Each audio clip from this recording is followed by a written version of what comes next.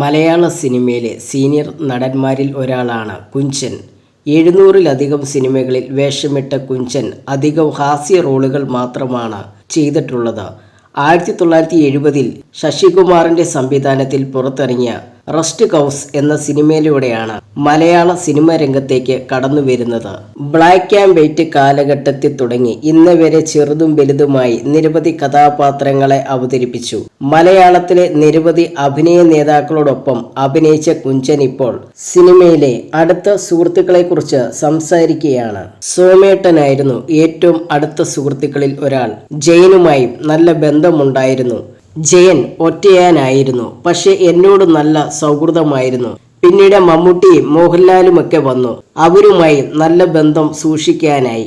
മമ്മൂട്ടിയുടെ ഭാര്യ സുലു എൻ്റെ ജ്യേഷ്ഠന്റെ കൂട്ടുകാരന്റെ മകളാണ്. മമ്മൂട്ടിയായുള്ള ബന്ധം ഇപ്പോഴും ഏറെ ഭംഗിയോടെ നിലനിൽക്കുന്നുണ്ട്. സിനിമയല്ലാതെ സാമ്പത്തികമായി മമ്മൂട്ടി സഹായിച്ചിട്ടുണ്ട്. എൻ്റെ കല്യാണ സമയത്ത് കയ്യിൽ വലിയ കാശൊന്നുമില്ലായിരുന്നു. ആ സമയത്ത് അദ്ദേഹം വന്നു നല്ലൊരു സംഖ്യ കയ്യിൽ വെച്ചു തന്നു. കാണുമ്പോൾ പരിക്കനാണെങ്കിലും ശുദ്ധഭാവവും സ്നേഹസമ്പന്നനുമാണ് എൻ്റെ അനുഭവത്തിലെ മമ്മൂട്ടി, കുഞ്ചൻ പറയുന്നു.